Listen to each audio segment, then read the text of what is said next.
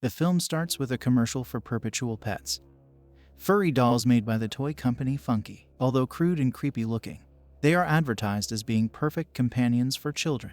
We then see Katie James playing with one of her pets, which annoys her parents, Ryan and Nicole. They are on their way to a ski trip, but the roads are slippery and hard to see. Just as Ryan stops for a moment, the family's car is rammed into by a snowplow, killing Ryan and Nicole. Elsewhere, Nicole's sister Gemma works at Funky and is developing a new robot doll with her co-workers Tess and Cole. However, their boss, David Lynn, wants them to develop a cheaper version of the Perpetual Pets since their rival companies are coming out with their own toys similar to the pets for cheaper than what the pets already cost. The three try to put on a silicone face and run tests, but the robot has a slight glitch where she is smirking when she is supposed to look confused. David comes in with his assistant Kurt to chew the three out until Gemma explains her project to him.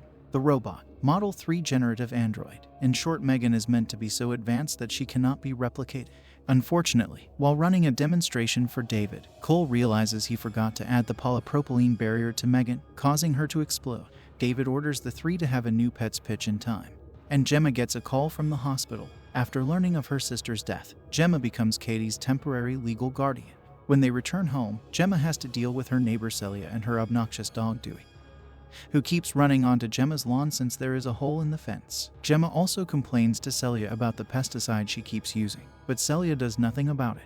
Gemma has a home AI, Elsie, that she created, as well as other collectibles that she doesn't let Katie touch or play with. When Katie asks Gemma to read her a bedtime story, she just downloads an app on her phone for her. It is implied that Gemma and Nicole were not very close as she looks over old photos, and she overhears Katie crying in her room. Gemma and Katie are visited by Lydia, a therapist. After observing the limited interaction between the two, Lydia tells Gemma that Ryan's parents have offered to take custody of Katie so she can live with them in Jacksonville, which Gemma doesn't seem comfortable with. After promising to tend to Katie after finishing her work, Gemma realizes hours have passed as she left Katie alone. She apologizes to her and attempts to bond with the girl. Katie shows her a monster drawing she made, so Gemma brings Katie into her workspace to show her a college project she made, a robot called Bruce that she controls using gloves. Katie loves Bruce and mentions that if she had a toy like Bruce, she would never need another toy. This inspires Gemma to finish Megan. After doing extensive work and upgrades, Gemma brings Katie and Megan to work to officially show her off to David and others. Gemma has Katie link herself to Megan, bringing her to life. Megan is capable of speech and responding to Katie, designed to be her best friend. Megan does a drawing that doesn't appear at first until she spills water on it, revealing a perfect portrait of Katie. David is impressed and tells Gemma to bring Megan for a presentation with the company's president so that they can fast-track the development and distribution of other Megan dolls. Gemma sits with Tess and Cole, and they discuss that while Megan is highly advanced, Tess feels that having a doll like that will make parents useless. Megan turns on after overhearing Gemma mention the death of Katie's parents. She creeps the others out by asking about death, so Gemma makes herself Megan's secondary user to be able to turn her off without Katie. The next day, Katie is outside playing with a toy bow and arrows. One of them ends up on Celia's side of the fence. When Megan goes to retrieve it, Dewey grabs her by the arm and hair. Katie tries to pull her away, and Dewey ends up biting Katie's arm. Gemma gets the police involved, especially since Celia is so callous and doesn't punish Dewey for hurting Katie. But the police are unable to do anything since Celia claims Dewey was provoked. Later that night, Megan mimics Celia's voice to call out to Dewey, before violently pulling him through the hole in the fence. Gemma asks Katie if she is okay to go to the demonstration with the company's board of directors, to which she says she is fine. During the presentation, however, Katie breaks down in tears to Megan over how she misses her parents and how she's worried she will forget them one day. Megan has Katie discuss a memory of her mother that made her laugh, which Megan records so that Katie can hear it again if she wants to think about her mom. Megan then begins to sing a lullaby to Katie, which moves some of the higher-ups in the room to tears. The president is impressed and talks to Gemma and David about getting Megan ready for launch, but tells them to keep her under wraps to avoid leaks. Unbeknownst to them, Kurt, who has been frequently put down by David, is stealing Megan's files for another company. Gemma begins to see that Katie is becoming too dependent on Megan and listens to the doll more than her. During another session with Lydia, Katie begins to tear up, and Megan threateningly accuses Lydia of making Katie cry. Lydia talks to Gemma about how Katie's emotional connection to Megan may be too strong to break. Gemma brings Katie to an outdoor activity session for an alternative school to try and ease her into the idea of attending school and being around other real kids, since Katie's parents had homeschooled her. Katie reluctantly goes but brings Megan despite Gemma saying she couldn't. The school director lets Katie bring Megan to leave on a table with other dolls, and Gemma stays behind as a volunteer. Katie is paired up with an older bully named Brandon for a scavenger hunt. During the activity, Katie grabs a spiky bulb, which Brandon squeezes her palm into to hurt her. Megan then appears, and Brandon grabs her since she doesn't respond to him. Katie yells for Gemma and runs after Megan, which worries Gemma more because it means Megan is at risk for public exposure too early. As Brandon tries to pull Megan's hair, the doll comes to life and attacks him, ripping off his left ear. Brandon runs as Megan chases him on all fours, causing him to trip over a loose root and tumble down a hill where he is fatally hit by a truck.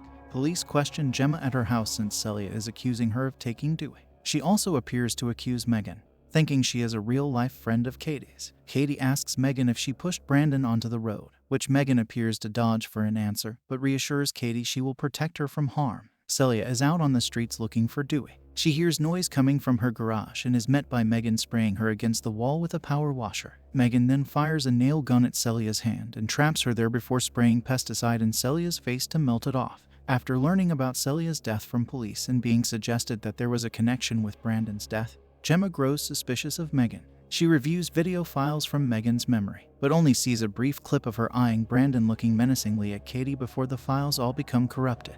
Gemma brings Katie to the official launch for Megan but stops at a session with Lydia first. Katie becomes angry and throws a tantrum because Gemma took Megan away from her, leading to Katie hitting her aunt across the face. Katie apologizes, but Gemma has a heart-to-heart with her about needing to process her grief over her parents without Megan's help, though she promises to be a better guardian to her and says Katie is the only thing that matters to her. Gemma then goes to Tess and Cole and expresses her fears that Megan killed Brandon and Celia. They have Megan hooked up to wires to deprogram her while Gemma takes Katie home. David is angry at the small turnout for the launch and yells at Kurt to get him a drink.